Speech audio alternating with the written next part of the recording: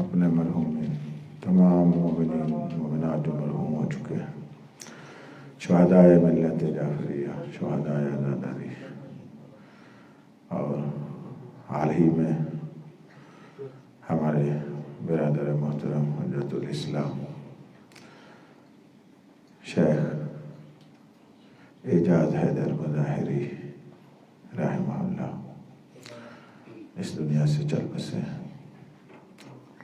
ان تمام کے لیے ایک سورہ فاتحہ تین مرتبہ سورہ بسم اللہ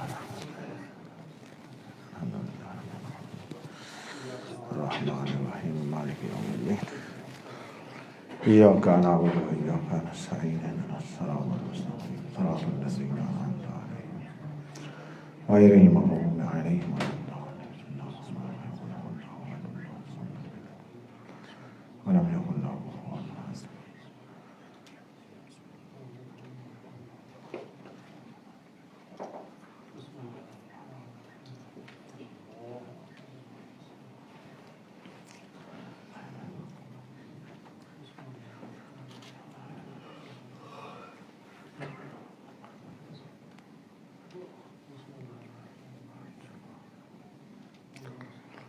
اللهم كن لوليك الحجة ابن الحسن صلواتك عليه وعلى آبائه في هذه الساعة وفي كل ساعة وليا وحافظا وقائدا وناصرا ودليلا وعينا حتى تسكنه أرضك طوعا وتمتعه فيها طويلا یا مدبر الامور، یا باعث من فی القبور، یا مجری البحور، یا ملین الحدید لداود علیہ السلام افعل بنا ما انت اہلہ ولا تفعل بنا ما نحن اہلہ ان تصلی علی محمد وآل محمد وعجل فرجهم صلوات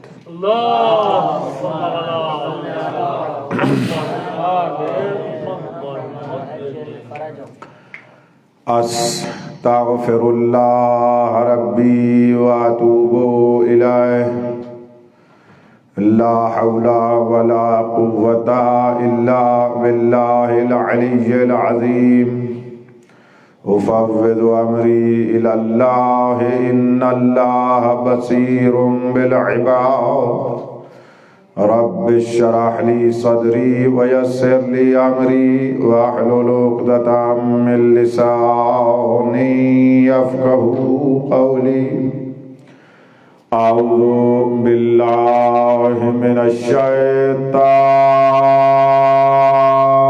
الرجيم بسم الله الرحمن الرحيم الحمد لله الذي لم يتخذ صاحبة ولا ولدا ولم يكن له شريك في الملك ولم يكن له ولي من الذل وكبره تكبيرا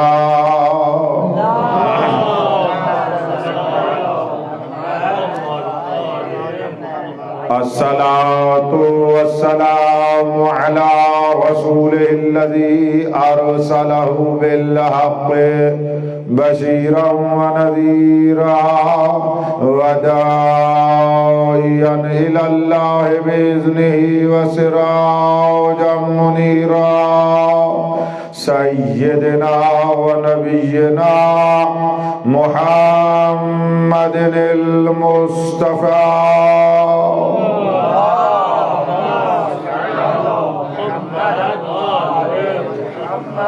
وعلى آله الذين الشرفاء وأئمة الهدى ومصابيح الدجى الذين أذهب الله عنهم الرجس وطهرهم تطهيرا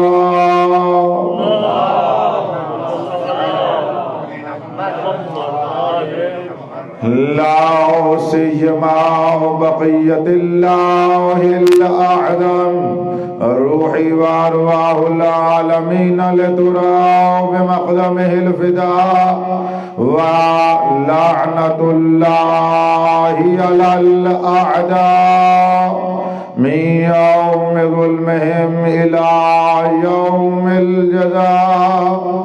أما بعد فقد قال الله تبارك وتعالى في كتابه الأعلى: بسم الله الرحمن الرحيم. وإذا سمعوا ما أنزل إلى الرسول ترى أعينهم تفيض من الدمع مما عرفوا من الحق يقولون ربنا آمنا فاكتبنا مع الشاهدين. صلوات اللهم صل على محمد وآل محمد وعجل. مذہب حقہ، مذہب امامیہ، مذہب جعفریہ، اثنا عشریہ، خیر البریہ اسلام کا حقیقی چہرہ ہے، اور یہ مذہب مطہر، مذہب معصوم ہے، اور اس کے ائمہ بھی معصوم ہیں، جس طرح اس کا بانی معصوم ہے، اور اس کو لانے والا خود ذات واجب اللہ تبارک و تعالی ہے۔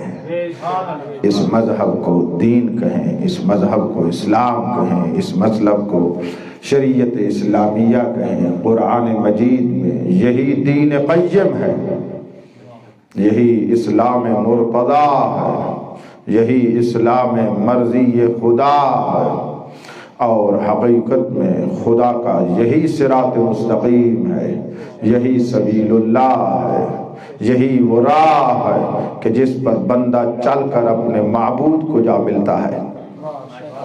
اس راہ پر چلو گے تو خدا سے جا ملو گے۔ یہ ایسا راہ ہے کہ ایک طرف عبد ہے، دوسری طرف معبود ہے۔ یہ وہ صراط مستقیم ہے کہ جس کے پر چلنے کی ہمیں دعوت دی گئی ہے۔ یہ وہی صراط مستقیم ہے جس کے لیے ہم ہر نماز میں، ہر سورہ حمد میں دعا مانگتے ہیں: اہدنا الصراط المستقیم۔ یہ وہ صراط مستقیم ہے جو سیدھی راہ ہے، جس میں کجی نہیں ہے، جس میں ٹیڑھا پن نہیں ہے۔ یہ صراط سوی بھی ہے، بڑی صاف راہ ہے۔ صراط مستقیم میں اور صراط سوی میں کیا فرق ہے؟ قرآن میں دونوں آئے ہیں، صراط مستقیم بھی ہے اور صراط سوی بھی ہے۔ صراط مستقیم سیدھی راہ، اس طرح جو جا رہی ہو اور مقصد تک پہنچنے میں اس میں کجی نہ ہو، اس میں ٹیڑھا پن نہ ہو، سیدھی ہو۔ صراط سوی کیا ہوتی ہے؟ راستے دو قسم کے ہوتے ہیں۔ ایک راستہ وہ ہوتا ہے جس میں اتار چڑھاؤ ہوتا ہے، دیکھا ہے آپ نے؟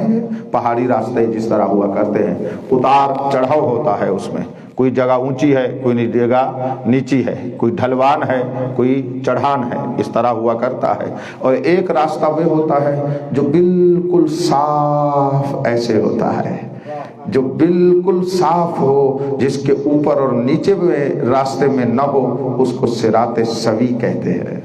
غور ہی نہیں فرمایا۔ یہ صراط مستقیم ہے، دائیں بائیں نہیں پھرتا، سیدھا خدا تک پہنچتا ہے۔ یہ صراط سوی ہے، اس میں اوپر نیچے ہونے والی بات ہی نہیں ہے۔ اگر بندہ ہو تو صراط مستقیم پر ہو، چلے جائے گا، نہ نیچے ہوگا نہ اوپر ہوگا۔ یہ دین ہے، یہ صراط مستقیم ہے، یہ صراط سوی ہے، اور یہی مذہب حق جعفریہ ہے۔ عرض ہوا یہ مظلوم ہے، اتنا عظیم، جتنا عظیم اتنا مظلوم۔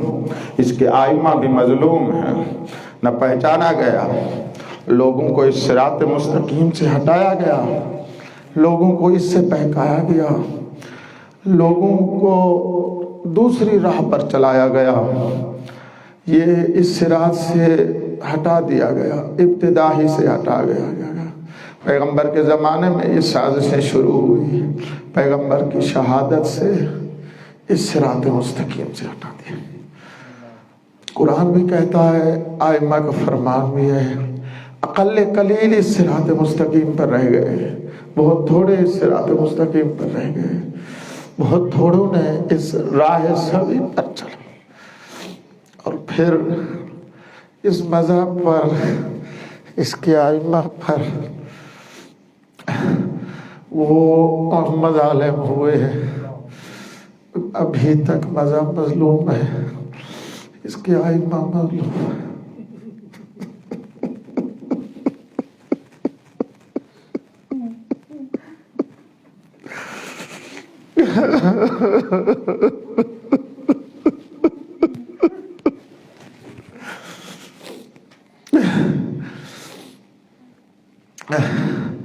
اس پر دشمنوں نے بڑے ظلم کیے ہیں، بڑے مظالم اٹھائے ہیں، بڑے مصائب اٹھائے۔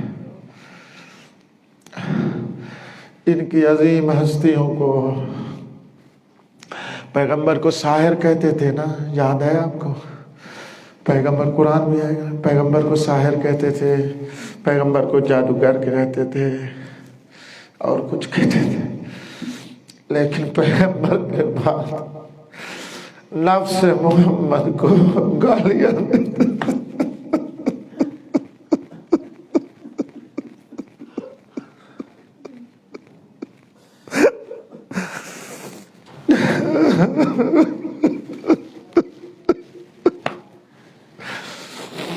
اہل کے لیے یہ مصائب تیر و تلوار کے زخموں سے زیادہ ہے۔ اس نے علی کو پورا کر دیا تھا۔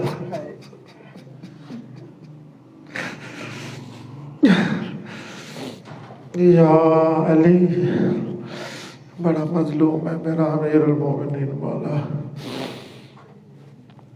آپ نے سماعت فرمایا، کل میں نے اشارہ کیا، وہ حق کے اعظم خدا ولایت اللہ العظمیٰ کو غصب کیا گیا، پھر ان کو شہید کیا گیا، بڑی بے دردی سے قتل کیا، علیہ السلام، بڑی بے ادبی سے مارا۔ ایک مارنا ہوتا ہے، ایک بڑی بے ادبی سے مارنا ہوتا ہے،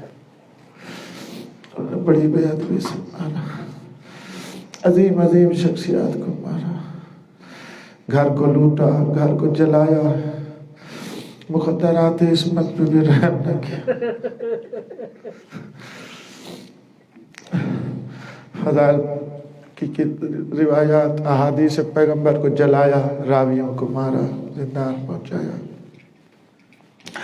سچے صحابیوں کو مارا، سچے صحابیوں کو در بدر کیا، سچے صحابیوں کو اسلام سے، رسول کے مکرمین سے نکال دیا۔ انہوں نے بڑے ظلم کیے، بنو امیہ سے یہ ظلم اور اوپر چلے گئے، بنو عباس کے دور میں بھی یہ اوپر چلے گئے، آج کے دور میں بھی اسی طرح ہے۔ حکومتیں ان کے پاس تھی، ظالم ان کے پاس تھی، تزویر ان کے پاس تھی، شیطانی سیاستیں ان کے پاس تھی، انہوں نے ظلم کیا۔ لیکن اللہ تبارک و تعالی عز شانہ جل جلالہ کا یہ ارادہ تھا کہ لِیُظْہِرَهُ عَلَى الدِّینِ كُلِّهِ، اسی دین کو اس نے ہر دین پہ غلبہ دینا ہے، لہذا اصل اسلام کو باقی رکھا، بیضہ اسلام کو باقی رکھا۔ یہ اصطلاح جانتے ہو نا جوانوں، بیضہ اسلام، اسلام کی اصل سفیدی، اصل اسلام کی اصل حقیقت، اس کو اللہ نے باقی رکھا، اور اسلام کی حقیقت اس کے جانشین سے باقی رہ سکتی ہے، لہذا ایک حجت کا ہونا ضروری ہے، لہذا ایک حجت کو اس نے وہ اپنے پردہ غیبت میں بچا لیا، بچا تو لیا لیکن وہ مظلوم سب سے زیادہ ہے، اس کو زخم زیادہ لگتے ہیں، وہ بہت زیادہ زخمی ہے، पर्दे गैबत में खून रो रहे हैं, उसको बचा लिया। ये उन्होंने जुल्म किया। मुहिब्बान अहले बैत को, उलमाए मकतब अहले बैत का वजीफ़ा, शरई ज़िम्मेदारी ये बनती है कि हम मज़लूम की मदद करें, ज़ालिम के ख़िलाफ़ हों। हमें गली का मज़लूम तो नज़र आता है, वो हकीकी मज़लूम भूल गया है। हमें कहा गया है तुम अपने मज़लूमों में हमें याद करो, ऐसा है ना, तुम्हारा कोई मर जाए ना हमें याद करो। ऐसे ही करते हैं हम, हमारे पाकिस्तान हिंदुस्तान की सकाफत में ऐसा है, ये नेमत है, इसकी कदर किया करो। हमारा कोई मर जाए ना हम कहते हैं हम मजलिस अदा करते हैं। ये बड़ी अच्छी सकाफत है, इसको बाकी रखो, इसको महफूज रखो। हमारी अच्छी सकाफतें हैं, हमारी अच्छी सुन्नतें हैं, उनको बाकी रखो, इसको कम रंग ना होने दो। हम अपने बड़े बड़े मसाइब में भी करबला को याद कर लेते हैं। ये आपके और हमारे वालिदैन का हम पर एहसान है, हमारे बुजुर्गों का हम पर एहसान है। उन्होंने नस्ल दर नस्ल हमें याद दिया, ये अच्छा काम है। लेकिन अब गंगा उल्टी हो गई है, मुसीबत है, इमाम की शहादत है, इमाम की, हम अपनों को रो रहे होते हैं, हम अपनों को याद कर रहे होते हैं। जब बात की जाए अरे भाई ये इमाम का दिन है, ये सिद्दीक़ा कुबरा का दिन है, ये मासूमीन के अय्याम हैं, हम अपनों को भूल जाएं, इन्हें याद करेंगे उन्हें कई गुना मिलेगा। मार्फत इतने नीचे आ गई है, इमाम को भूल जाते हैं, अपनों को याद करते हैं, उनके नाम को बुलंद नहीं करते, अपनों के परचम बुलंद करते हैं। हम उनको नाम को एला नहीं करते और अपने नारों को बुलंद करते हैं। इस वजह से ज़ुहूर में ताख़ीर हो रही है, इस काम से ज़ुहूर में ताजील नहीं होती। उल्टे काम करने से मौला के ज़ुहूर में ताजील नहीं होगी, उल्टे काम करने से ताख़ीर होती है। अब जो हम में आया, हमारे इसमें मज़हब में आया, वो दुश्मनों के जुल्म थे, उनके मुकाबले में जो हमारा वजीफ़ा था, जो हमारी ज़िम्मेदारी थी, वो हमने अदा नहीं की। और मैं इस हम में गुज़श्ता मसलन आधी सदी से ले लो, 50 साल से 60 साल से इस तरफ मैं उनके ऊपर नाज़िर हूँ, दलील रखता हूँ, सब कुछ जानता हूँ। इससे पहले हमारे बुज़ुर्गों ने ज़हमतें की हैं, हमारे मुहद्दिसीन ने ज़हमतें की हैं, हमारे मुतकल्लिमीन ने कमाल किया है।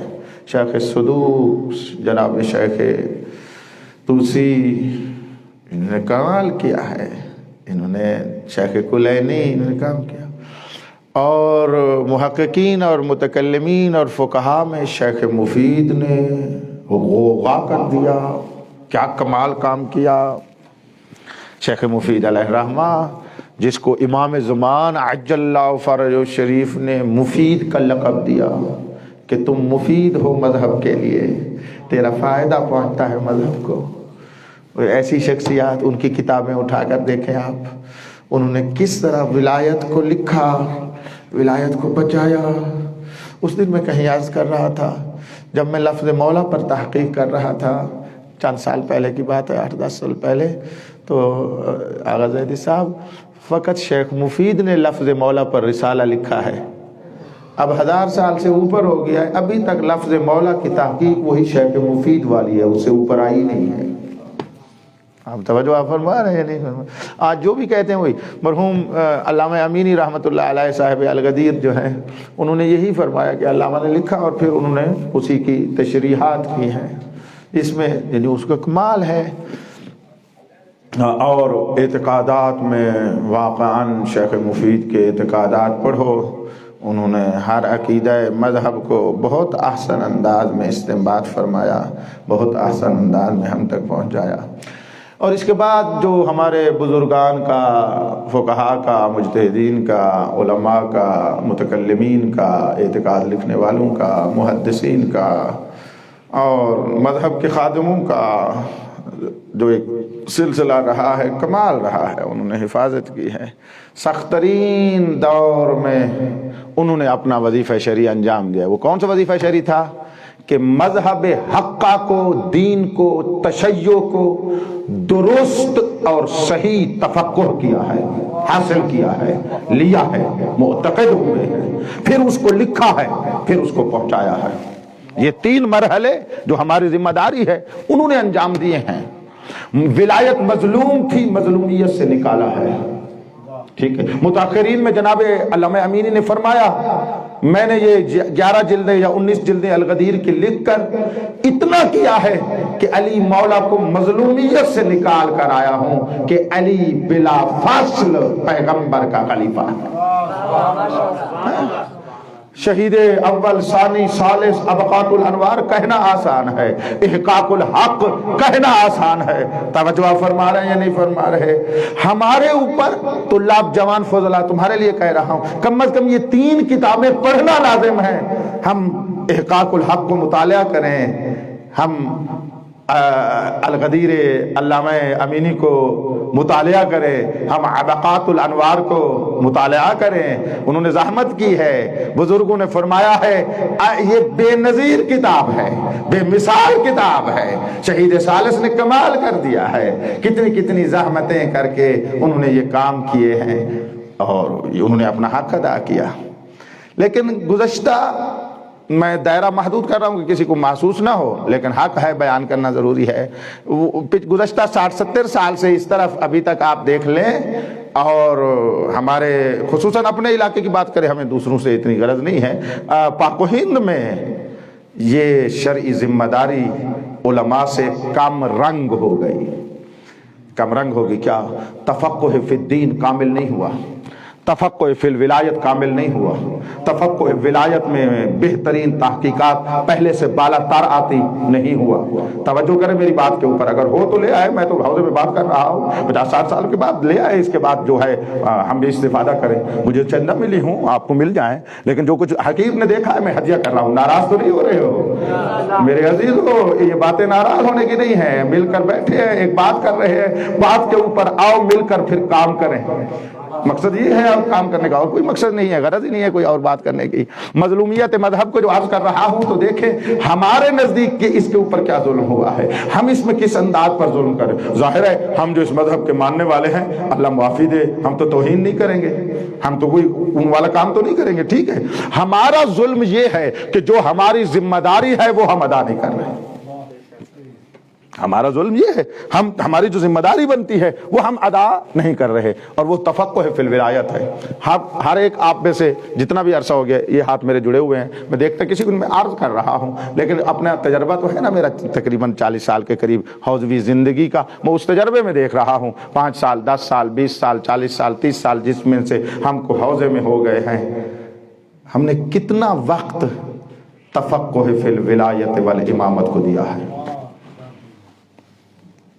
ہمیں پتہ ہے آیات امامت کتنی ہیں، ہمیں پتہ ہے آیات ولایت کتنی ہیں، صراحتاً کون سی ہیں، غیر مصرحہ کون سی ہیں، ان کی طرف ہم نے کام کیا ہے۔ روایات میں محدثین نے جو احادیث جمع کی ہیں، ہمیں کتابوں کا پتہ ہے احادیث میں کہ امامت اور ولایت کے اوپر کون کون سی کتابیں لکھی گئی ہیں۔ احادیث میں، احادیث کی بات کر رہا ہوں، کیونکہ منبع قرآن و اطرت ہے، تو ہم جو بھی تفقہ کریں گے قرآن و اطرت سے کریں گے نا، اپنی فکر تو نہیں ہے، اپنی فکر تو باطل ہے، اپنی فکر تو تب صحیح ہے جب قرآن و سنت سے ہوگی، تو اس مبدا کا تو پتہ ہو، منبع کا تو پتہ ہو۔ ہم نے کہا کیا ہے، فضلاء کو 10 سال 20 سال ہو جاتے ہیں، پوچھا جائے امامت کے اوپر محدثین نے کون سی کتابیں لکھی ہیں، کون سے ابواب ہیں، وہی نہیں پتہ ہوتے، اور بحثیں کرتے ہیں اس طرح سینہ تاڑ کر اور یہ کر کے، جو بھی فضیلت اور فضائل کی بات ہو اس کو کوبنے کے لیے سینہ تان لیتے ہو، سمجھنے کے لیے زحمت نہیں کرتے۔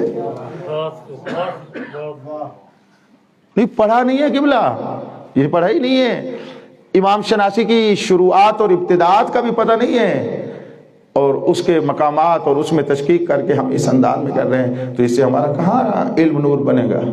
ایسا تو نہیں ہو سکتا کہ علم نور بن جائے، فقط پڑھنے سے حوضے میں رہنے سے تو کچھ نہیں ہو جاتا۔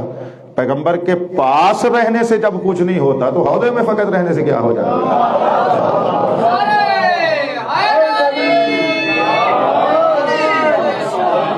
رہتے ہوئے تو کچھ نہیں ہوتا. ائمہ کے پاس رہتے تھے لوگ.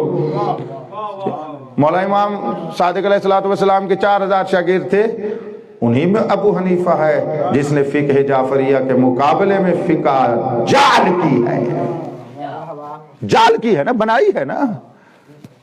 جا کر پڑھے، میں جا کر پڑھیں، اس کے حالات پڑھیں نا ذرا دقت سے. روایت ہے امام صادق فرما رہے ہیں کہ جو کچھ اللہ کا حکم تھا اور امام جعفر صادق علیہ السلام صلوات پڑھے ذات امام پر،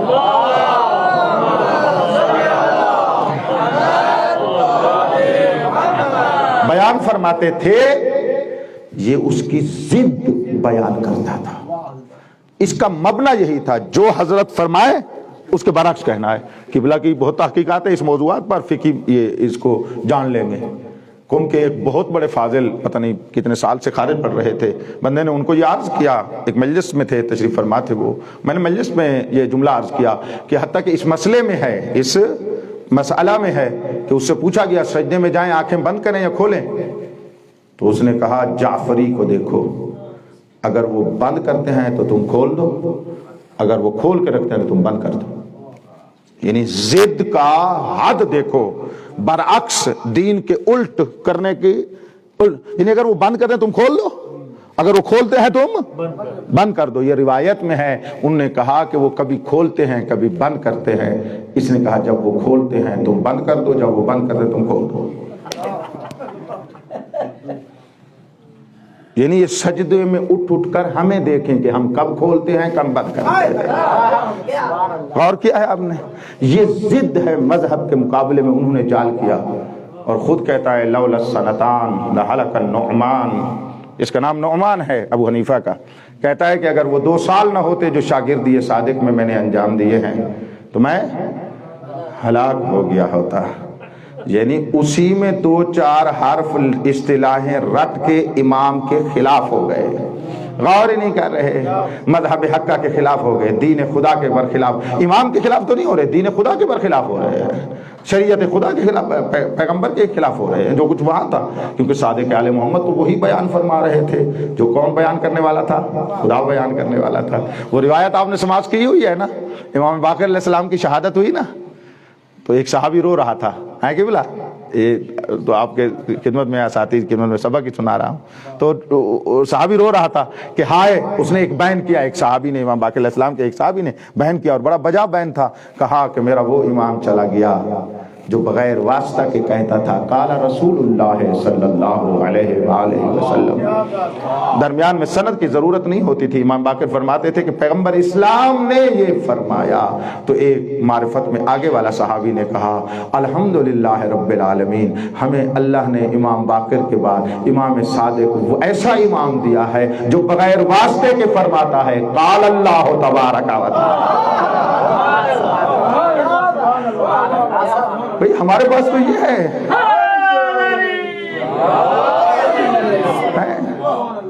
تو یہ ہمارا مذہب تو وہاں سے آ رہا ہے نا، ہمارا مذہب وہاں سے. اب یہ جو حضرت صادق کے الٹ کر رہے ہیں تو یہ امام کے حکم کا الٹ نہیں کر رہے، خدا کے حکم کے برعکس کر رہے ہیں. دین کو بگاڑ رہے ہیں، دین کو انہوں نے بگاڑا، امام کے مقابلے میں آ کر اور مذہب بنایا.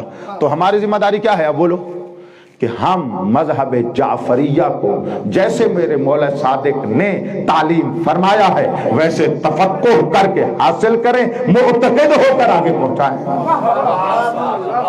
یہ ہماری ذمہ داری، یہ ہمارے فقہاء ابھی تک کرتے آئے ہیں. اور یہ یاد رکھیے کہ یہ میرے اپنا تجربے کی بنیاد پر ہے.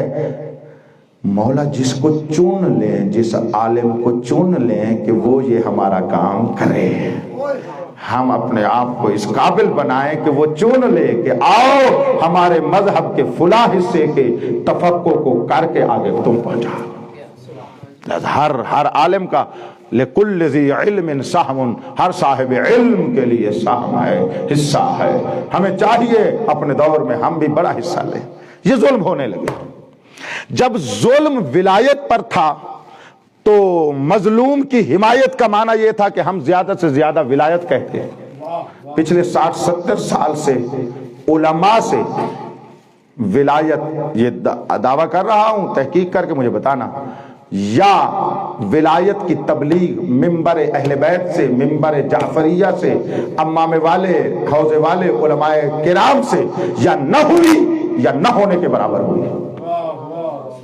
دیکھیں میرے سنبھال کر جملہ کہہ رہا ہوں، کوئی ایک دو بزرگ ہوں گے وہ ٹھیک ہے نا، نہیں ہوئی، یہ ایک کام۔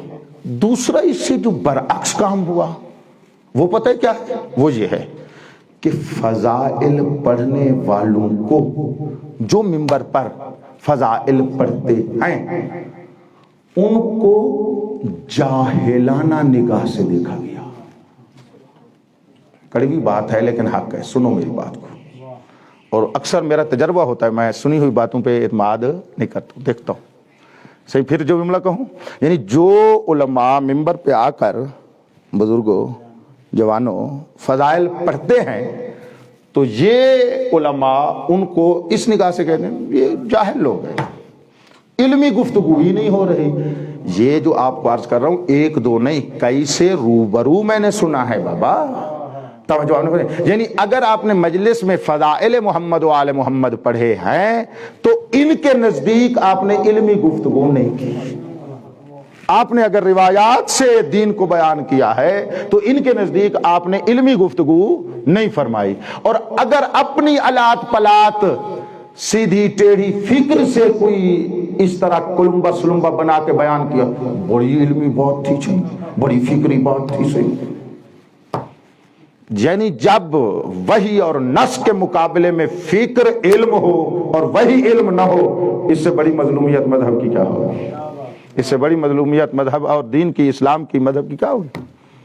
یہ دو، پہلا کیا، اس کو عالمانہ نگاہ سے نہیں دیکھتے اور اس کو علمی گفتگو نہیں سمجھتے۔ دوسرے مرحلے میں ہاں جاہل ہے وہ، یہ علمی گفتگو نہیں ہے۔ تیسرے مرحلے پہ آ کر جو بھی فضائل پڑھے، یہ تو غالی ہے، یہ تو نصیری ہے، یہ فلانا ہے، یہ ڈمکانا ہے، اس کو معاشرے میں شخصیت کشی کر دو۔ اگر چاہتے ہو شخصیت کو خود کرو، ایک ہوتا ہے شخص کشی، وہ بدن کی موت ہوتی ہے، ایک ہوتی ہے شخصیت کشی، اس کی حیثیت علمی معنوی جیسی بھی ہے ساری ختم کر دو۔ وہ بھی جب آپ کہیں گے یہ غالی ہے، نصیری ہے، اس بیچارے کی کیا بچے گا؟ کبرا تو اوپر کھڑا ہے نا کہ غالی کافر ہوتا ہے، توجہ نہیں فرمائی میری بات کے اوپر قانون تو کھڑا ہے نا کہ غالی یہ ہوتا ہے۔ جب آپ ایک کو کہہ دیں گے تو بس وہ سارے اس سے دور ہو جاؤ۔ یہ ظلم ہم نے کیا، یعنی پہلے ہمیں ولایت بیان کرنی چاہیے تھی، ہمیں فضائل بیان کرنے چاہیے تھے، نہیں کیے۔ دوسرا جو کر رہا ہے اس کو جاہلانہ نگاہ سے دیکھ رہے ہیں، اس کی گفتگو کو علمی نہیں مان رہے، اور تیسرے مرحلے پہ آ کر اس بیچارے کو خود مذہب تو اپنے مقام پر گویا کہ اسلام سے بھی خارج کر رہے ہیں۔ بھئی غالی واقعی جو ہے وہ تو کافر ہوتا ہے، وہ تو اسلام میں نہیں ہوتا، ایسے ٹھیک ہے رہا ہوں نا جی۔ اس کو اب قبلہ صاحب سے پوچھو بھی غالی کہتے کسے ہے، یہ پتہ نہیں ہے، یہ پتہ نہیں ہے۔ کہو اگر یہ تعریف کی ہے اس کا معیار کیا ہے، کون سی آیت ہے، کون سی روایت ہے؟ یہ جو فتوے دیتے ہیں ذرا ان سے پوچھا کریں، کیا آپ بتائیں کہ بلا بسم اللہ آگا بتائیں کہ بلا کون سی آیات غلو کی حقیقت کو بیان کر رہی ہے؟ آیات کے پتہ نہیں۔ کون سی روایات غلو کی واقعیت کو بیان کر رہی ہے؟ کوئی پتہ نہیں ہے۔ آپ نے جو فتویٰ لگایا پہلے اس بندے کو تحقیق کی ہے کہ یہ ہے ایسا یا نہیں ہے۔ آج میں کہہ کر جا رہا ہوں، آپ کا یہی انشاءاللہ عقیدہ ہوگا، اگر اس کے علاوہ ہو تو دیکھیے گا، مجھے بتائیں گے، میں استفادہ کروں گا۔ غلو محمد و آل محمد کے بارے میں حقیقتاً ایک ہے بس۔ میں نے اس دن بھی ایک مجالس میں قرم المقدس کے فضلاء میں بیان کیا ہے، اللہ تبارک و تعالی کے بارے میں غلو ممکن ہی نہیں۔ اس پر تو بزرگوں کو بولنا چاہیے تھا۔ اللہ کی ذات میں غلو ممکن ہے؟ بہت بڑا جملہ، ہاں بہت بڑا ہے۔ خدا کی بارگاہ میں غلو نہیں ہو سکتا، کیوں بولو؟ وجہ اس کی یہ کہ غلو یہ ہوتا ہے کہ کسی کو اس کے کمال میں جو اس کا واقعی کمال ہے اس سے برتر کمال کی منزل پر لے آئیں جو اس میں نہیں ہے۔ ٹھیک ہے رہا ہوں؟ یعنی جس الف مثلا شخص ذات ہے جو بھی الف، اس میں کمال ہے نام درجے کا، اور آپ اس کو 9ویں درجے سے اٹھا کر کیا کر دیں 10ویں درجے پر لے آئیں تو آپ نے اس شخص کے بارے میں غلو کیا ہے، یعنی حد سے بڑھا دیا ہے۔ کون سا کمال ہے جو میری ذات واجب اللہ میں نہ ہو؟ غور ہی نہیں فرمایا آپ نے، کوئی کمال ہے؟ استغفر اللہ ربی واتوب الیہ، یہ سوچا نہیں جا سکتا۔ تو جب کوئی کمال ہی نہیں ہے مگر وہ ذات واجب میں موجود ہے تو اس کے بارے میں ذات واجب کو تو اس کی حد سے کہا ہی نہیں جا سکتا اوپر، کیونکہ اس کی حد ہی نہیں ہے۔ جو پہلے اللہ کی حد معین فرمائے گا کرے گا وہ پہلے ہی دین کے دائرے سے خارج ہونے لگے جائے گا۔ جو خدا کو محدود مانے وہ تو کافر ہوتا ہے، کیونکہ خدا وہ ذات ہے جس کی حد ہی نہیں ہے۔ تو لہذا خدا کی بارگاہ میں غلو ممکن ہی نہیں ہے۔ ہاں خدا کی بارگاہ میں تقصیر ممکن ہے، تقصیر ممکن ہے، کیونکہ خدا کی جو ذات مقدس ہے، جو اسماء حسنہ ہیں، جو صفات علیاء ہیں، کوئی اگر اس طرح نہ مانے تو یہ ذات واجب میں تقصیر کر رہا ہے۔ ٹھیک ہے، اس کے بعد مرتبہ آتا ہے کن کا؟ محمد و آل محمد علیہ الصلوۃ والسلام کا، 14 معصومین کا، 12 ائمہ کا، پنجتن پاک کا۔ ان میں دیکھیں آیا غلو ممکن ہے؟ جواب یہ ہے کہ ہاں ممکن ہے۔ کتنا ممکن ہے؟ فقط ایک۔ میں اتنا یہ فقہ کی تمام اور علم کلام کی تمام کتابوں کو دیکھنے کے بعد آپ کو نچوڑ ہدیہ کر رہا ہوں اتنے سادہ انداز میں، بغیر کسی اصطلاح کے۔ بندے کا ہنر اگر ہو تو یہی طلبگی ہے شاہ جی، بغیر اصطلاح کے بات عرض کر رہا ہوں۔ ساری اصطلاحیں اس کے اوپر قربان، یعنی بالکل فٹ ہوں گی، منطبق ہوگی۔ توجہ کیجئے گا، ان کے بارے میں فقط ایک غلو ممکن ہے، اور وہ کون سا ہے؟ کہ آپ ان کو مقام امامت کبریٰ، ولایت عظمیٰ سے اٹھا کر استغفر اللہ مقام الوہیت پر لے جائیں یا مقام ربوبیت پر لے جائیں۔ یعنی ان میں سے کسی کو بھی اللہ کہنا غلو ہے، ان میں سے کسی کو بھی رب کہنا غلو ہے۔ سمجھ رہے ہیں میری بات کو یا نہیں؟ بس آل محمد کی شان میں غلو ایک ہی مرتبہ ہے، لہذا روایات میں دیکھ لو، آیات میں دیکھ لو، فقط اسی ایک شے کی نفی ہے۔ اب وقت نہیں ہے کہ میں کبھی عرض کروں گا، اگر آپ چاہیں گے تو یہ تو میں مظلومیت بتاتے ہوئے میں نے کہا ان جوان فضلاء کے لیے ایک حقیقت کو بیان کرتا چلا جاؤں، تو بہرحال تو یہی ایک ہی ہے، آیات میں بھی روایات میں بھی غلو یعنی مبنا جو ہے اور دلیل جو ہے دونوں یہی ایک بیان کر سکتے ہیں۔ عقلاً ممکن ہی نہیں ہے آل محمد کے بارے میں اور کوئی غلو کرنا۔ توجہ فرما رہے ہیں؟ فقط ان کو اللہ کہنا، رب کہنا، کیونکہ ان سے بالا تر جو مقام ہے وہ مقام الوہیت ہے، وہ مقام ربوبیت ہے، تو ان سے اوپر کوئی درجہ کمال ہی نہیں ہے، ان کی حد ذات واجب ہے۔ غور ہی نہیں فرمایا آپ نے میری بات پر۔ ممکنات میں کوئی ان کی حد ہی نہیں، ان کی حد کا نام اللہ تبارک و تعالی ہے، تو اس حد سے گزرے گا، شک نہ کرو وہ نامراد کافر اور خالی ہو جائے گا۔ اور یہی ہے، باقی مستلزمات ہیں، باقی مستلزمات ہیں، مثلا کوئی حلول کا قائل ہو جاتا ہے، کوئی تناسخ کا قائل ہو جاتا ہے، بہت بزرگان فقہا نے یہ ملحقات میں سے ہیں، اصل میں سے نہیں ہے۔ اصل غلو یہی ہے، باقی اس کے ساتھ ملحق ہے، یا موضوعاً ملحق ہے یا حکماً، بہرحال ہوگا، یعنی اصل یہ بات ہے، اس کے علاوہ اور کچھ نہیں ہے۔ اور ادھر کیا ہے؟ وہ عبد ہیں، وہ عبداللہ ہے، ان کو عبودیت سے خارج نہیں کرنا۔ وہ جتنے بھی عظیم ہوں وہ اللہ کے بندے ہیں، وہ جتنے بھی با فضیلت ہوں وہ عبداللہ ہیں، وہ جتنے بھی با کمال ہوں وہ فقیر خدا ہے، وہ فقر خدا ہے، جو بھی آپ کہہ دیں یہ حق ہے۔ بس ادھر ان کی عبودیت کو ان کے کمالات میں باقی رکھو، خدا سے جدا ان کو نہ مانو، اللہ ان کو نہ کہو۔ انہوں نے خود ہمیں فرمایا ہے لا تقولوا لنا اربابا وقولوا فینا ما شئتم، ہمیں رب نہ کہو، ہمارے فضائل اور کمالات میں جو چاہتے ہو کہو، ولن تبلغ کنہما فینا، تمہارے میں طاقت ہی نہیں کہ جو ہماری حقیقت فضائل ہے وہاں تک پہنچ سکو۔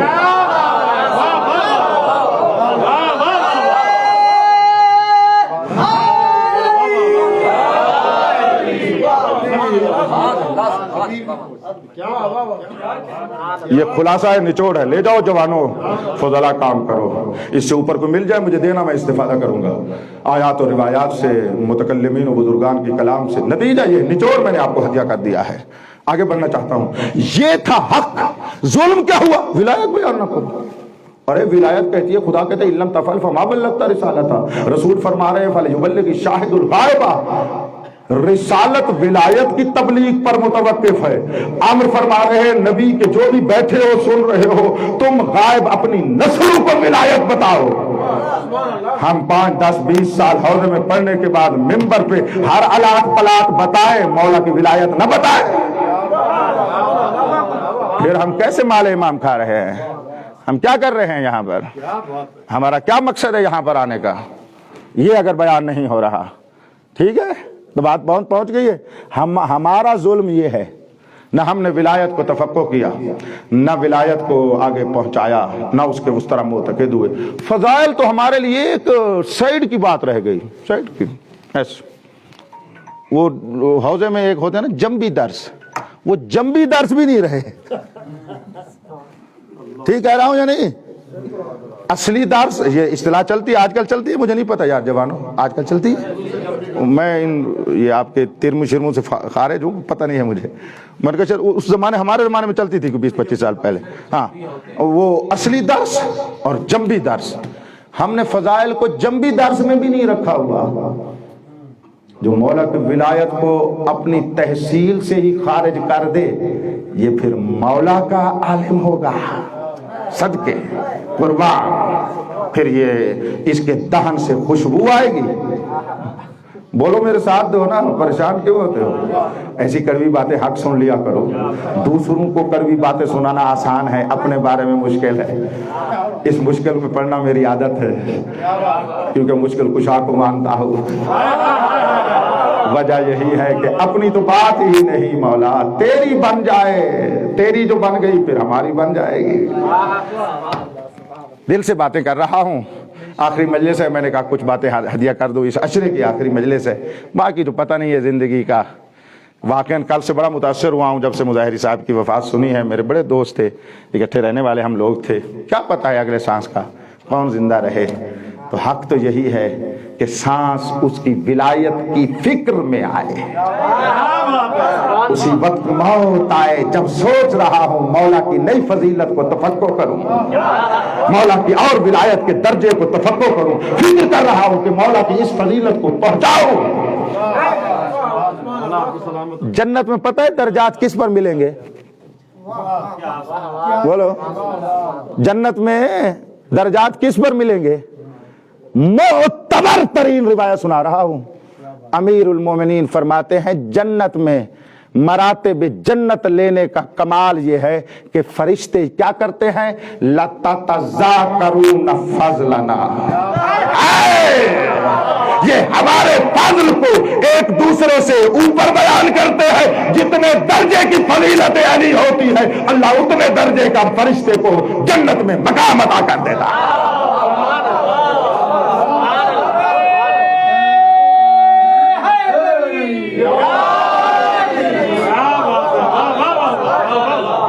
یہ ظلم ہے، یہ ظلم ہے جو ہم کر رہے ہیں.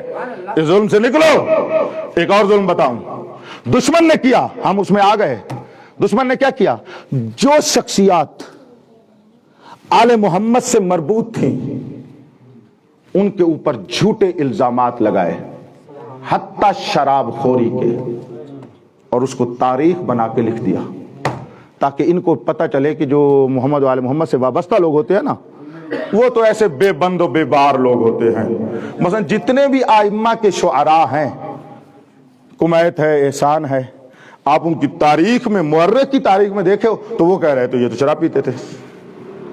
میں ممبر کا کہہ رہا ہوں وہ تاریخی باطل ہے جو احسان جیسے رسول کے شاعر کو شراب خور کہے. یہ دشمن کی سازش ہے، ہم نے سمجھی نہیں ہے کہ بلا، اور پھر ہم بھی ماننے لگے. ہاں شاعر کہنے والے جو مولا کی بارگاہ میں شاعر، یعنی مولا ایک شرابی کو کہتے تھے میں بیٹھتا ہوں تو میرے فضائل پر، ہائے ہائے ہائے ہائے، غور نہیں کر رہے۔ وہ بھئی کسی کو پتا ہو یا نہ ہو، حضرت صادق کو تو پتا ہے نا، وہ امام صادق، توجہ، ابو بصیر ایک دن جنب کی حالت میں مولا سے بیٹھے تھے، وارد ہو گیا، گھر میں نہیں بابا، گھر میں نہیں، حضرت درس پڑھا رہے تھے، وہ وارد ہو گیا، امام فرماتے تجھے پتا نہیں ہے امام کے گھر میں مجنب نہیں آتے، جو اپنے مصدق صحابی کے جنب کو جانتا ہے وہ کمیت کے شرابی ہونے کو نہیں جانتا۔ جو صادق ہمیں کہتا ہے کونو لنا زینن ولا تکونو علینا شینا، ہمارے لیے زینت بنو ننگوار نہ بنو، پھر شرابی کو وہی امام صادق پڑھ کہے اٹھ کر ہماری شان میں قصیدے پڑھ، کیا بات، برہان کا جواب دینا کوئی؟ تاریخ کہہ رہی ہے، تاریخ تو دشمن کے ہاتھ میں ہے، قلم مورخ تو دشمن کا ہے، اس نے تو آل محمد سے وابستہ کو ایسے ہی ورگلانا اور اس کے اوپر تہمتیں لگانی ہے۔ تو تاریخ پڑھ کے کہہ رہا ہے کمیت ایسا تھا؟ اگر کمیت ایسا تھا تو نے سوچا ہے امام صادق پہ حرف آئے گا؟ ہمیں فرماتا ہے ہمارے لیے زینت بنو، ننگوار نہ بنو۔ جو شاعر ننگوار بن رہا ہے شراب پی کر، کل تاریخ لکھیں گے صادق آل محمد کا شاعر جسے مولا پڑھاتے تھے وہ شرابی ہوتا تھا۔ پھر مولا اس کو کہتے ہیں تو پڑھ، میں بیٹھتا ہوں، سنتے بھی تھے، داد بھی دیتے تھے، روتے بھی تھے۔ بات سمجھ آئیے ہم کدھر جا رہے ہیں، کدھر لکیر کے فقیر بنے ہوئے ہیں؟ سقیفہ اور بنی امیہ اور بنو عباس کی سازش پہ ہم چل رہے ہیں۔ ان کی ذمہ داری ان کا یہ تھا کہ ہم امامت، وہ سب کے سب وہ یہ چاہتے تھے، وہ سقیفہ سے لے کر آخر تک کے اب آج تک کے، کہ مقام امامت کو نیچے لے آئیں، کیونکہ اگر مقام امامت اپنی معراج پر باقی رہے تو کون 12 کے علاوہ کسی کو رسول کے بعد اس کا جانشین مانتا ہے؟ انہوں نے کیا کیا؟ امام کیا ہوتا ہے؟ پڑھو جامع المقاصد، شرح جامع المقاصد، شرح المقاصد تفتزانی، یعنی معتبر ترین علم کلام کی کتابوں میں سے 2 کتابیں ہیں ان کی، شرح المواقف، شرح المقاصد۔ شرح المقاصد تفتزانی کی ہے، ملا آدمی ہے، اس کی کتابیں بھی آپ پڑھتے ہیں ادبیات میں اور معنی بیان میں، مطول و مختصر وغیرہ، توجہ فرما رہے، اس کی کتاب دیکھیں، 5 جلدیں اس نے لکھی ہیں۔ امامت کو کہاں لکھا ہے؟ توحید لکھا، نبوت لکھی، قیامت لکھی، صفات لکھی۔ آغا صاحب آخر پر امامت لکھ رہا ہے اور کہتا ہے میں کیوں لکھ رہا ہوں؟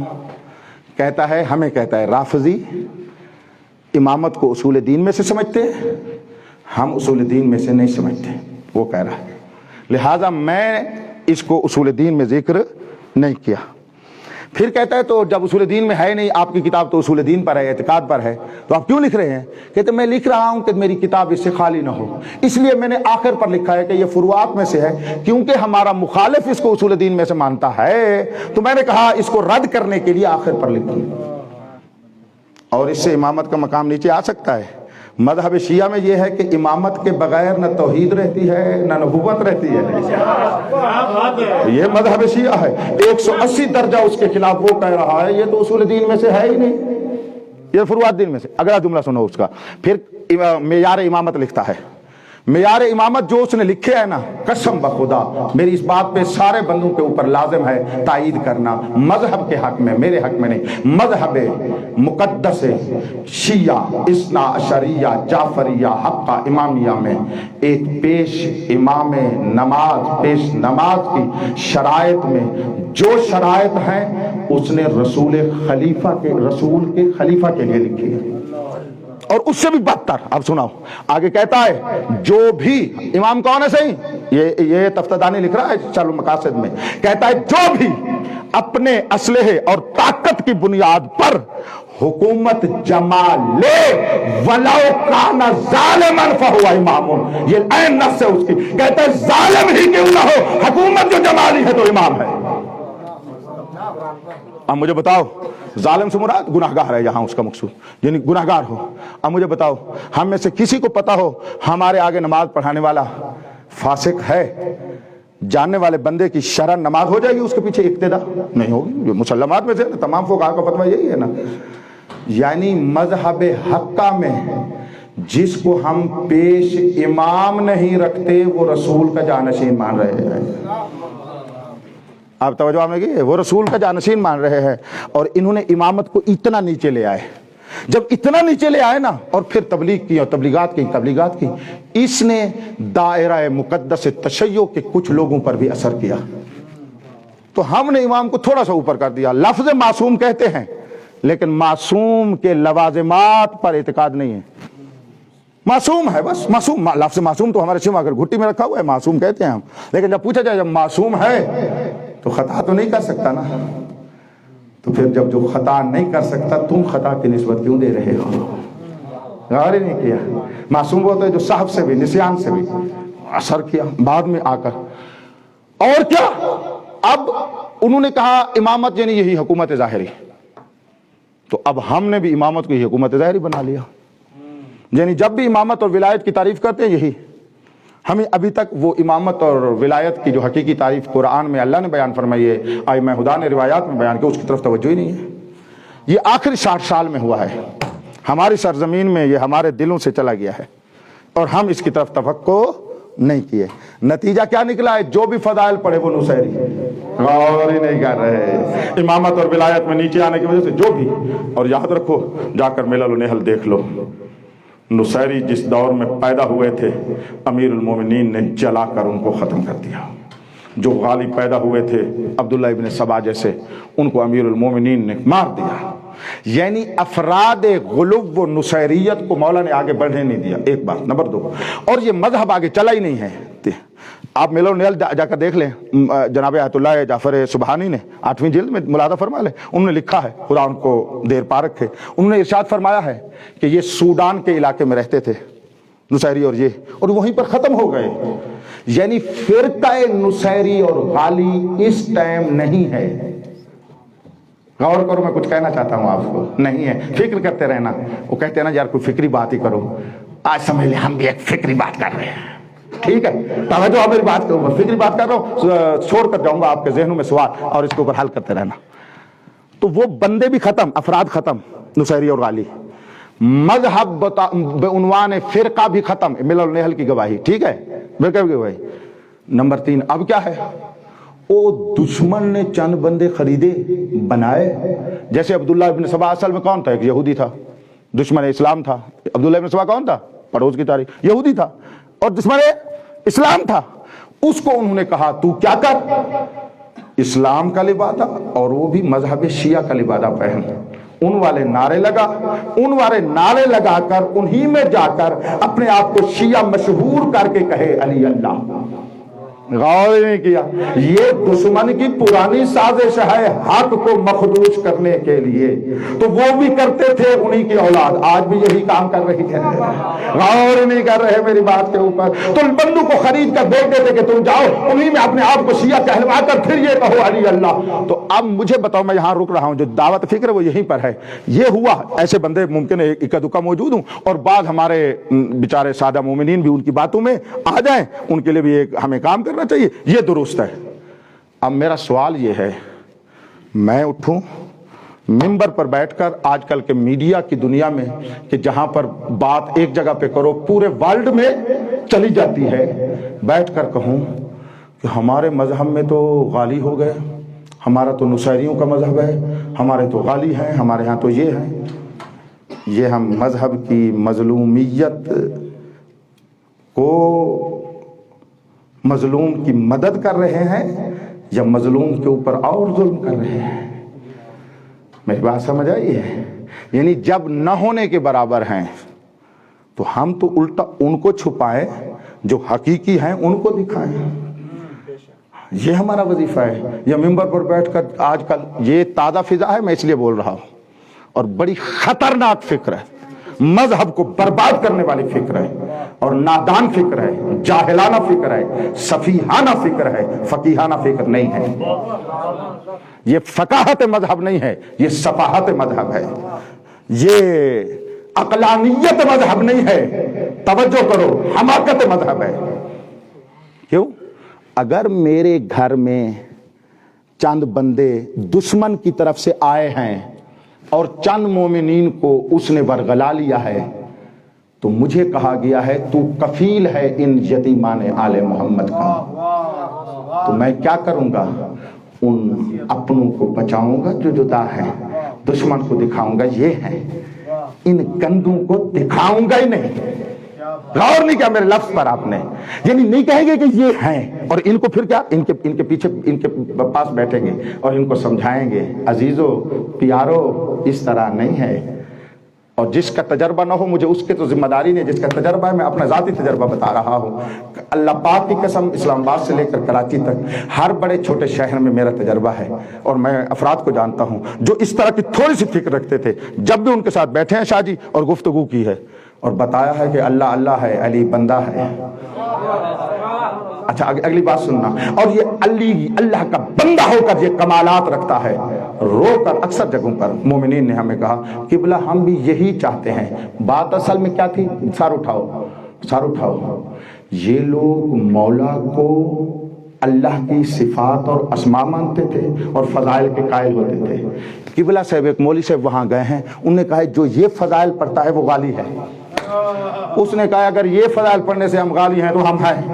غور ہی نہیں کیا میری بات پر، ان فضائل کا قائل ہونے سے نصیری ہوتے ہیں تو ہم ہیں۔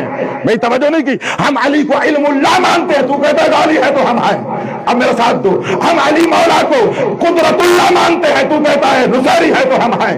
غور ہی نہیں کر رہا میری بات کے اوپر۔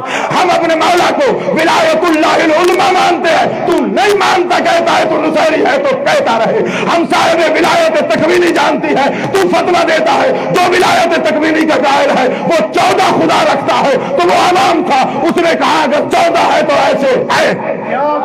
نہیں غور کیا میری بات کے اوپر۔ مولوی صاحب کا اپنا عقیدہ امامت ٹھیک نہیں تھا، اس مومن فطرت کے مطابق علی کو اللہ کا بندہ سمجھ کر اس کے فضائل کا قائل تھا، اس جاہل نے اس کو بھی نصیری کا فتویٰ لگا دیا۔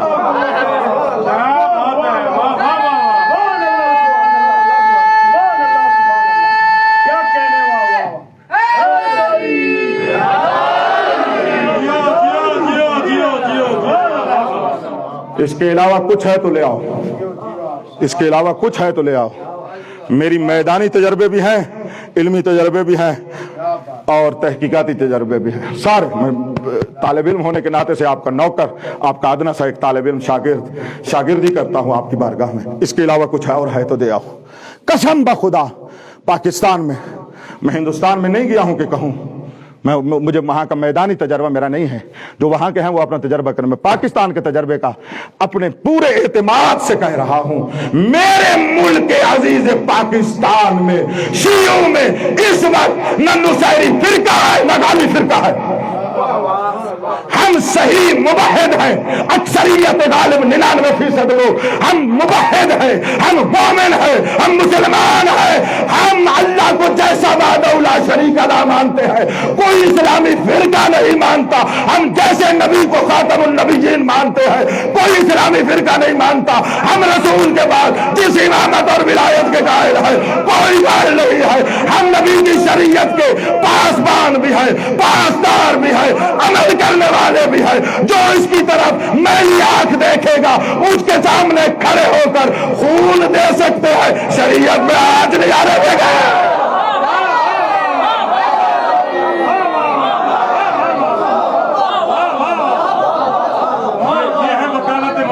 یہ ہے وکالت مذہب۔ نہیں تم مذہب کے مومنین کو کہہ رہا ہے ہم یوں ہو گئے، تیرے پڑھنے پہ لعنت ہو، تو نے کیا پڑھا مذہب سے؟ دکتر سروش کی، ڈاکٹر شریعتی کی کتابیں پڑھ کے تو وحی کے نام پہ لوگوں کو ورگلاتا ہے۔ جو مکتب قرآن ہے، جو مکتب اہل بیت ہے، اور اس دور میں مذہب کے اوپر آخر یار ظلم کی انتہا ہو گئی۔ حضرت عمار یاسر کون تھے؟ حضرت عمار یاسر کون تھے؟ کل ان کی شہادت کا دن تھا۔ مظلوم ایک ظلم کیا تھا میں نے آپ کو کہا ہے، ایک فہرست ہے میرے پاس 100 کے قریب مظالم ہیں جو ہو رہے ہیں، ان میں سے ایک دو میں آپ کو بتا رہا ہوں۔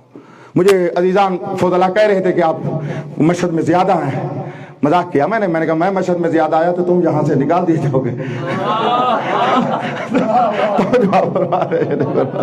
तो जो है आप साहिबान की जी नहीं, मौला के आशिक हैं सारे, मैं तो इन सारों का नौकर हूँ भाई। तवज्जो है, वो आपका तालिब इल्म आपकी तर्जुमानी कर रहा हूँ, आपका नौकर तर्जुमानी कर रहा हूँ, और कोई बात नहीं, इद्दा ही नहीं है किसी किस्म का। पूरी जिंदगी की शागिर्दी का दावा है, आप भी शागिर्द हूँ इसी मकतब का, आप जैसे लोगों से भी सीखता हूँ। अल्लाह पाक की कसम इस जवान से लेकर आप बुजुर्गों तक तमाम से सीखता हूँ, मैं सीखने का आदी हूँ, ये इसमें कोई बात नहीं है। बात करना चाहता हूँ, हजरत अम्मार यासिर कौन है? 93 साल की सिन्न मुबारक में शहीद हुआ, जिसका बाबा इस्लाम का पहला शहीद, जिसकी अम्मा तारीख इस्लाम की खवातीन में पहली शहीदा, पहली शहीदा, और कितने दर्द से शहीद किया गया। हजरत अम्मार यासिर के बाबा जनाबे यासिर को कोड़े मार मार मार के मार दिया। इतने मारा ना, कत्ल नहीं किया, छुरी नहीं चलाई, मारते रहे मारते रहे मारते रहे, जनाब यासिर शहीद हो गए। पता है हजरत अम्मार यासिर की माँ को क्या किया? सुमैया नाम है इस बीवी मुअज्जमा का, इस बीवी शहीदा का नाम सुमैया है। इन जालिम के बच्चों ने इस मस्तूर मोमिना को दो मुखालिफ सिमत पे ऊंट खड़े करके टांगे उनके साथ बांध कर उन मुखालिफ सिमत पे ऊंटों को दौड़ा दिया।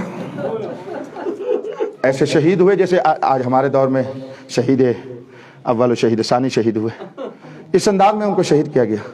और ये रसूल की खिदमत में रहे सहाबी, अली मौला की खिदमत में रहे सहाबी। ज़्यादा नहीं, दो जुमले सुनो, एक रसूल के जुमले जो अम्मार यासिर के बारे में है और एक मौला अली का जुमला जो अम्मार यासिर के बारे में। ज़िंदगी में जनाब पैगम्बर ने फरमाया था, तख्तुलुका फ़िअतुन बाग़िया। सुन्नी शिया ने ये जुमला लिखा है, ये तो यानी मेरे कहने की जरूरत नहीं, आजकल IT का ज़माना है, बटन दबाओ, सुन्नी शिया ने लिखा है, तबरी मोतबर तारीख दमिश्क तमाम में तमाम लिखा हुआ है कि अम्मार तुझे बागी फिरका शहीद करेगा। उन्हीं ने ही लिखा सिफ़ीन में, मौला की रिकाब में, मौला की तरफ से सिफ़ीन में शाम वाले हाकिम के हाथों शहीद हो गया। तो पैगंबर ने इसको हक को बातिल का मेजान करार दिया है।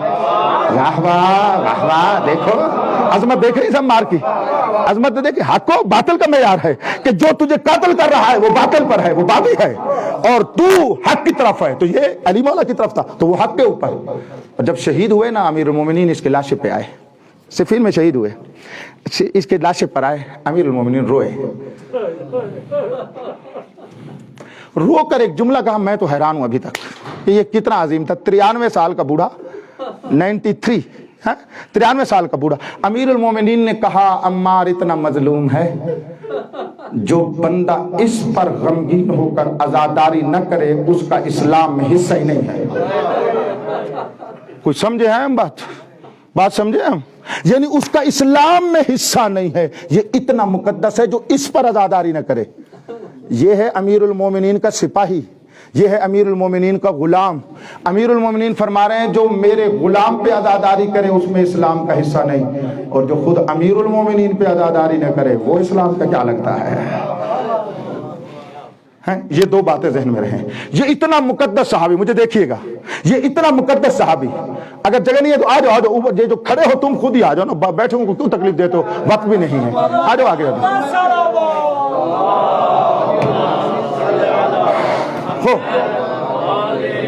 वक्त थोड़ा है, मेरी बात कामिल होनी है, तवज्जो करो मेरी बात के ऊपर।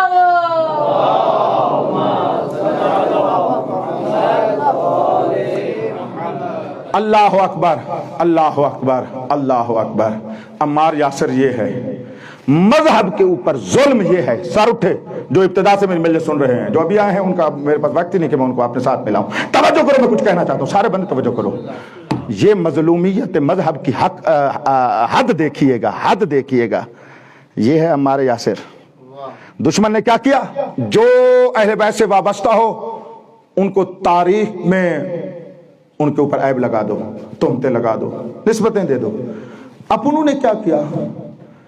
इसी साहिब ने चंद महीने पहले, ये है अम्मार, एक सुन्नी आलिम जिसने फजीलत अहले बैत में भी बातें कही हैं, میں کہہ رہا ہوں فضیلت اہل بیت میں باتیں کہی ہیں. اس سنی عالم نے مرحوم ہو گیا ہے, دنیا سے چلے گئے ہیں, اسحاق, مولوی اسحاق صاحب, ہاں فیصل آبادی, ٹھیک ہے, اس نے یہ باتیں کی ہیں, لیکن اس کا عقیدہ تسنن کا تھا. یعنی کیا تھا عقیدہ؟ وہ امیر المومنین کو خلیفہ بلا فصل رسول نہیں مانتا تھا. لفظ بدلوں, وہ بطول کے قاتلوں کو رسول کا جانشین مانتا تھا. توجہ کیوں, آپ اس کی کلپ دیکھ لیں. وہ اس نے یہ بھی ساتھ کہا, وہ نہیں کہتا تھا کہ ایسا ہوا ہے, اس کی بات کو سمجھا نہیں گیا. وہ کہتا تھا در جلایا, جب شیعہ پڑھیں گے کہ بی بی کا در جلایا گیا تو وہ روئیں گے بھی اور بی بی کے قاتلوں پر لعنت بھی کریں گے. کہتا ہے پھر یہ سنی شیعہ میں لکھا ہوا ہے تو تم کیوں اس کو برا بھلا کہتے ہو. آگے وہ یہ قائل تھا, نیچے رکھو, آگے وہ یہ قائل تھا, کہتا تھا یہ تاریخ میں یا حدیثوں میں لکھا ہوا ہے, لیکن وہ قائل تھا کہ بی بی کے ساتھ یہ ظلم نہیں ہوا. توجہ کرو میری بات کے اوپر.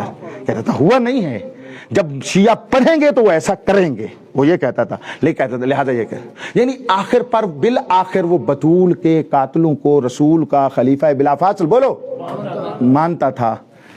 اس صاحب نے کہا ہے کہ اگر یہ مولوی اسحاق, توجہ کرو, مولوی اسحاق کی جگہ, اور جملہ آگے پیچھے ہو جائے, یہ صفین میں ہوتا یا عمار یاسر آج ہوتا, تو اس نے کہا ہے کہ یہ مولوی اسحاق آج کا عمار یاسر ہے. مجھے بتاؤ یہ اتحاد ہو رہا ہے؟ بولو, یہ اتحاد ہو رہا ہے یا بنو امیہ کی سازش میں خود تم جا رہے ہو؟ بولو نا. اچھا مشہد والے یار تم بڑے مقدس لوگ ہو, یہ کلپ تم نہیں دیکھتے ہو؟ چلو شکر ہے, دیکھیے تو بولو نا پھر. ایسے مقدس بیٹھے کوئی, میں بطن فقط میں نے دیکھا, میں دکھا رہا ہوں.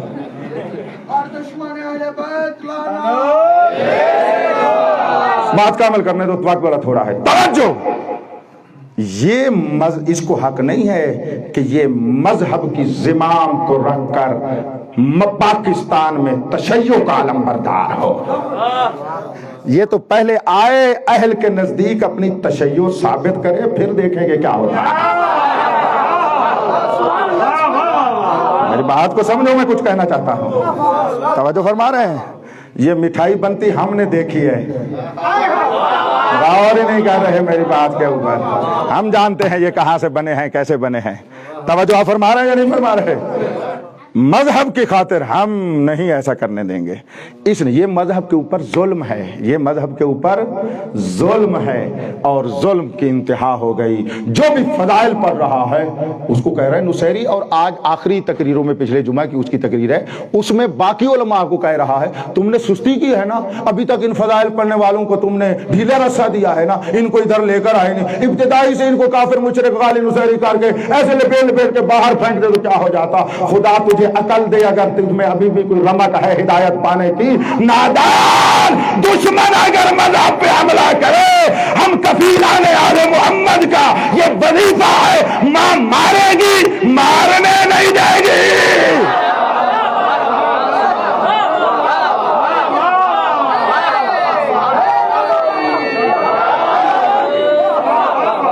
کوئی ذاکر خطیب جہالت کر سکتا ہے, تو جو اسلام کا بڑا عالم ہے, جاہل کے مقابلے میں کھڑے ہو کر مقابلہ نہیں کیا جاتا. گھر کا بندہ خطا کر رہا ہو, پیار کر کے سمجھایا جاتا ہے. تو شیشے کے خول میں بیٹھا ہے, ڈر کے باہر ہی نہیں نکلتا. بزدل نادان لوگوں کو کہتا ہے میں اسلام کے لیے آیا ہوا ہوں. تو نے کس کو آ کر محبت سے, پیار سے کسی نادان کو یا نہ جاننے والوں کو پہلے سمجھایا ہے کہ اس حال پر جاؤ؟ امیر المومنین جو کہتے تھے, جو بدبخت امیر المومنین کے سامنے مولا کو الوہیت کا مرتبہ دیتے تھے, بلاتے تھے, 10 مرتبہ فرماتے تھے توبہ کرو, میں بندہ ہوں. پھر کچھ آ جاتے تھے, کچھ رہ جاتے, پھر ان کو موقع دیتے تھے, پھر وہ کچھ چلے جاتے تھے, کچھ آ جاتے. آخر پر अली जाहिर पर भी अमल करते थे, बातिन से भी जानते थे। गौर ही नहीं किया मेरी बात पर।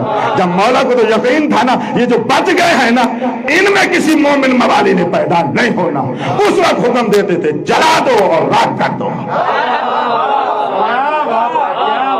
हमारा तो ये काम ही नहीं है, ना हमने जलाना है ना हमने राख करना है।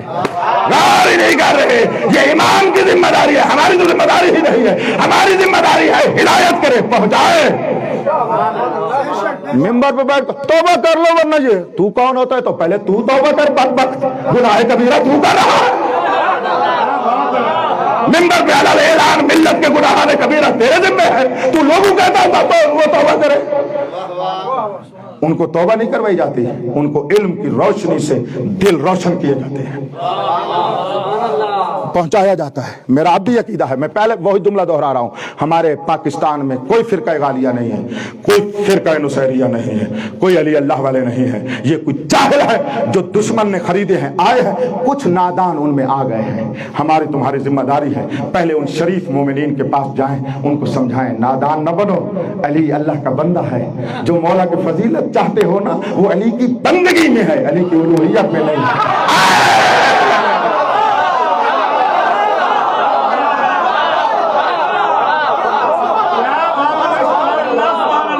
वो अली की बंदगी में फजीलत है, उलूहियत में नहीं है।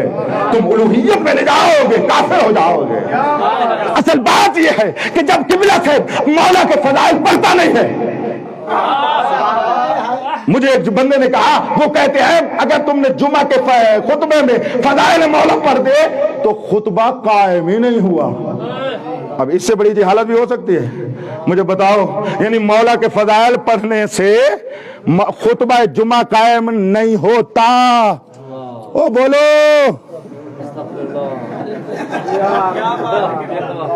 ना मेरे फकाहत देखो ना, फकाहत ये हमाकत है या फकाहत है? ये सफाहत है या फकाहत है? फकाहत यही है। फकाहत यही है कि खुतबा जुमा का आगाज भी मौला की विलायत से हो, आगाज भी मौला के फजाइल से हो। नादान तुझे पता नहीं है, इमाम रिजा अलैहिस्सलातु वस्सलाम फरमाते हैं, कभी सोचा हमने मौला ने इस जालिम की वलीअहदी क्यों कबूल की थी? बारगाह में जो रहते हैं, ओ बाबा ना मौला रिजा की बारगाह में है सही किबला, मौला ने उसकी वलीअहदी कबूल की थी। क्यों की थी? हकीकी थी? बोलो, हकीकी तो हो ही नहीं सकती। क्यों? क्योंकि वो बदबख्त वली था ही नहीं। गौर ही नहीं किया मेरी बात।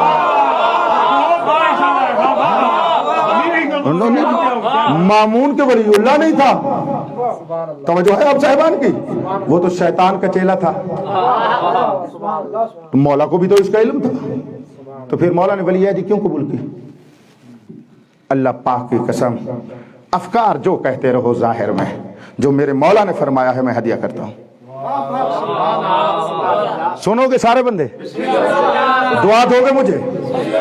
मौला की बारगाह में फजल आए, मशहद की बारगाह में विलायत अहदी का सबब सुनाने लगा हूँ। उन्होंने अखबार और रिजा में मौला ने लिखा, तमाम बुजुर्गान ने वहां से लिया है। मेरे पास जितना एक टाइम है मैं मौला की रिवायत सुनाता हूँ। मौला फरमाते हैं मैंने वलीअहदी क्यों कबूल की? खुलासा पहले देता हूँ, मुझे दुआ दे लो, फिर रिवायत पढ़ता हूँ। मौला फरमाते हैं वो तो वली था ही नहीं कि मैं उसका वली अहद बनता, वो तो विलायत रखता ही नहीं था कि मैं उसका सानी बनता या उसका नायब बनता या वली अहद बनता। तो मौला फिर क्यों कबूल की है? फरमाते हैं फकत अपने दादा की मजलूमियत से बचाने के लिए और अली के फजाइल को आम करने के लिए।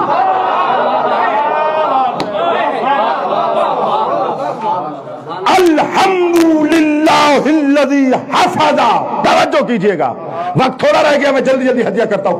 ये इमाम रिज़ा अलैहिस्सलातु वस्सलाम का कौल है। मेरी तड़प रही है, मैं 10 दिन से पढ़ रहा हूँ मौला की कोई फरमाइश पढ़ूं। ये आज मैंने ढूंढ कर ये जानकर ले आया हूँ कि मौला का हक अदा हो जाए। आखिरी मजलिस से मैं मौला का फरमान पढ़ रहा हूँ। मौला मदद फरमाना, मेरे ऊपर रहम और करम फरमाना। अर्ज कर अल्हम्दुलिल्लाह, ये उजून अखबार रिज़ा में मुतबर है, इसमें शक भी ना करना। अल्हम्दुलिल्लाह है, अल्हम्दुलिल्लाहिल्लज़ी हफ़ज़ मिन्ना। फरमाते हम्द है उस अल्लाह की जिसने हमसे हिफ्ज़ महफूज रखा। किसको? नास, उसको महफूज रखा जिस हक को लोगों ने जाये कर दिया था। اب بولو نا جو میری مجلس صبح سے سن رہے ہو ابتدا سے، وہ حق کون سا تھا؟ وہ حق ولایت تھا۔ لوگوں نے ضائع کیا، اللہ نے محفوظ رکھا۔ دوسری حمد سنیے گا، وَرَفَعَ مِنَّا مَا وَضَعُوهُ، اللہ نے اس شے کو، اس حق کو یہ تکسیر کر کے نیچے لے آئے، اللہ نے اس کو بلند کر دیا۔ بلاخر ہمارے میں سے ایک کو رکھا کہ ہم اس ولایت اور بیضہ اسلام کو اور سیاہ اسلام کو باقی رکھیں گے، حتیٰ یہ مظلوم سے قد لعنا علی منابر الکفر، کہتے ہیں ان مقصرین خبیثوں نے، ان مقصروں نے ہماری شان میں، ہمارے حق میں، ہماری ولایت میں یہ ظلم کیا کہ کفر کے ممبروں پر ہم پر شب و ستم کرتے رہے۔ یہ وہ جملہ تھا جو ابتدا میں تھے، میں خطبے سے رونے لگا ہوں، اس جملے سے رونے لگا ہوں، کیونکہ میں نے آتے ہوئے یہ حدیث لکھی ہے اور میں روتا رہا ہوں اور روتے ہوئے آپ کی بارگاہ میں آیا ہوں، تو کنٹرول کر کے یہ میں نے جان جملے آپ کو کہے ہیں، اس جملے کو نہیں کہا جا سکتا۔ اور مولا کا جملہ سنیے قبلہ، مولا نے فرمایا علی منابر الکفر، غور ہی نہیں کیا، امام رضا نے ممبر کفر اور اسلام کا معیار بتا دیا۔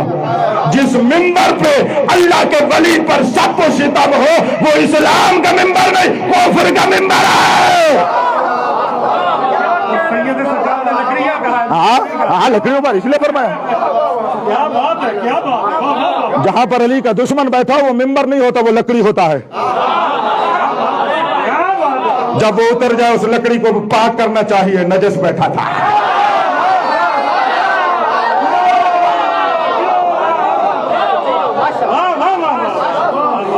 کتنا تاریخ چھوڑو، مولا کا فرمان سنو، 80 آمن، امام رضا فرماتے ہیں 80 سال کفر کے ممبروں پر ہم پہ ظلم ہوتا رہا، 80 سال۔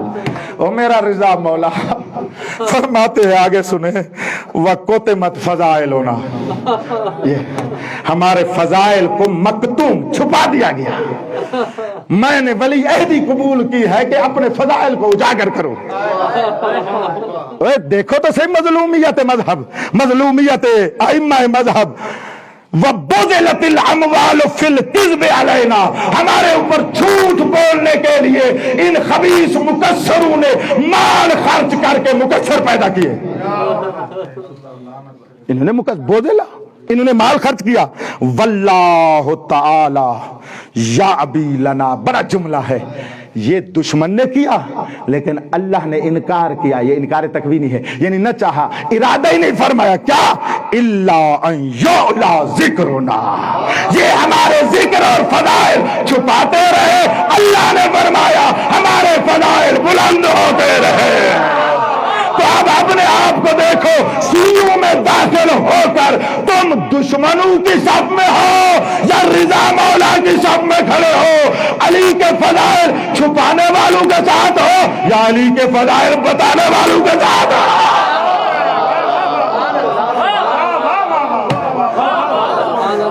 پڑھ کر ہمیں کہاں جانا چاہیے؟ دیکھو جوانو، مجھے ہمیں پڑھ کر کہاں جانا چاہیے؟ کس شب میں جانا چاہیے؟ اسی شب میں جہاں مولا رضا فرما رہے ہیں وَيُبَيِّنُ فَضْلَنَا، وَيُبَيِّنُ فَضْلَنَا۔ بس آگے نہیں پڑھتا، اتنا ایک برہان کافی ہے، وقت بہت آگے چلا گیا ہے، میں وقت نہیں دیکھ سکا ہوں۔ یہ گھڑی ٹھیک ہے؟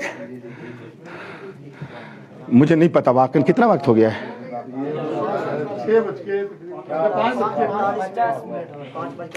معاف کر دینا، میں معافی مانگ رہا ہوں، معافی مانگ رہا ہوں، وقت لگا۔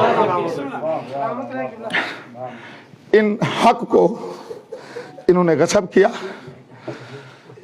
انہوں نے حق ولایت کو غصب کرتے کرتے رسول کی 18 سالہ بیٹی کو اتنا مارا وہ بوڑھی ہو گئی۔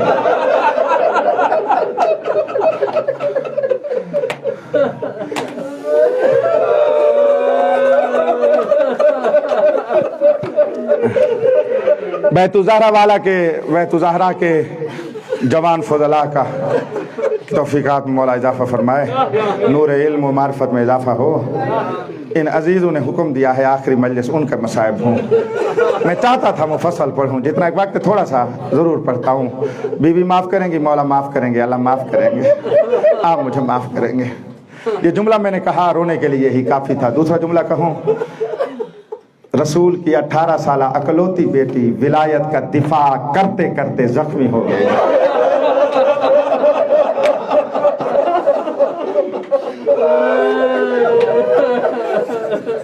अल्लाह पाक की कसम, बतूल की 18 साल बेटी सर से लेकर पांव तक जख्मी हो गई।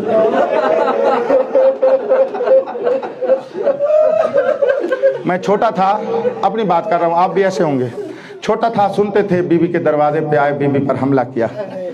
दिल में क्या आता था, 2 4 5 6 बंदे आए होंगे, 2 4 5 6 बंदे। भाई एक जो बेटी थी उसको मारने के लिए कितने बंदों की जरूरत थी? अल्लामा मजलिसी ने लिखा है, अल्लाह पाक की कसम बाकी सब ने लिखा है, 4000 फौजी ने मदीने को घेरे हुआ। 28 नंबर जिल्द पढ़ो बिहार की, किताबुल फितन पढ़ो, हक है। 1,000 फौजी के जर्नैल का नाम लिखा हुआ है। वक्त नहीं है, मैं आपको बताऊं भाई, उन्होंने मदीने को घेरा। सलासा और अरबा, 2 रिवायतें, 300 या 400 बंदे ने बतूल का घर घेरा। अब भी मैं पढ़ूं तो तुम रो।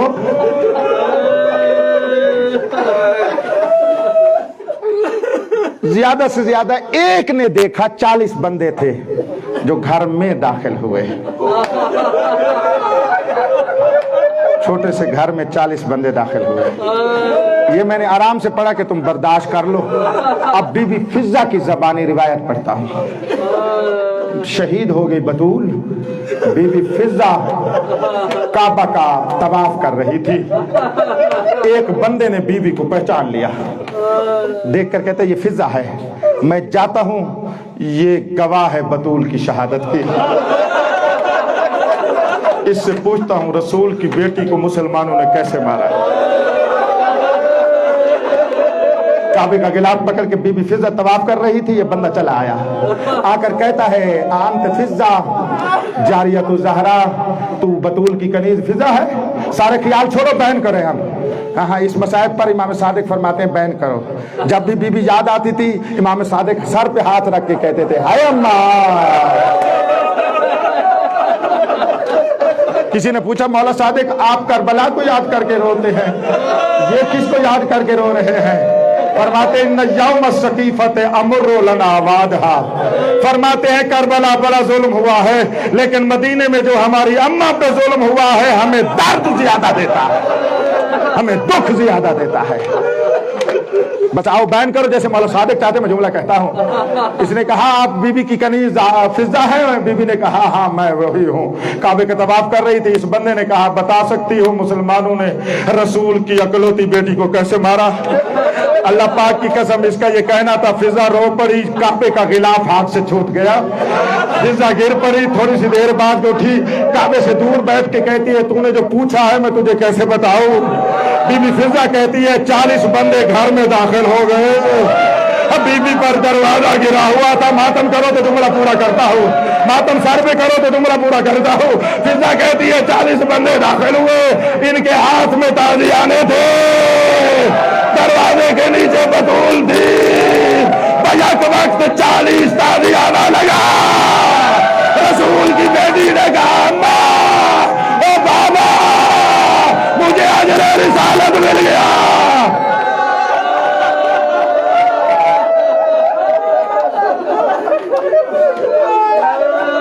आखिरी जुमला आया आपकी फातिमिया में, तो बीबी की पूरी बात चाहोगे सुनाऊंगा, बड़ी मुफस्सल है, अभी नहीं सुनाता। आखिरी जुमला सुनाता हूं। कई साल हो गए, खत्म कर रहा हूं, कई साल हो गए, गुजर गए।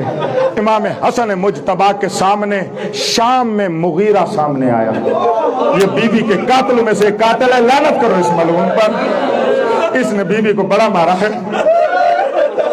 ये जालिम, ये खबीस मेरी मौला के इमाम हसन मुजतबा के सामने आया। एक मर्तबा गैरत से आंखें मौला की सुर्ख हो गई। इस मलऊन, लेकिन मौला अपने अखलाक में चुप थे। इस मलऊन ने कहा, वो गुस्ताखी की एक बात की है, इसने कहा शायद इसने पहचाना नहीं, इसने कहा मुझे जानते हो। उस वक्त रो के इमाम हसन फरमाते हैं, कैसे ना जानूं तुझे, अंतल्लज़ी वर्रमत उम्मी, तू बेगैरत था जिसने मेरी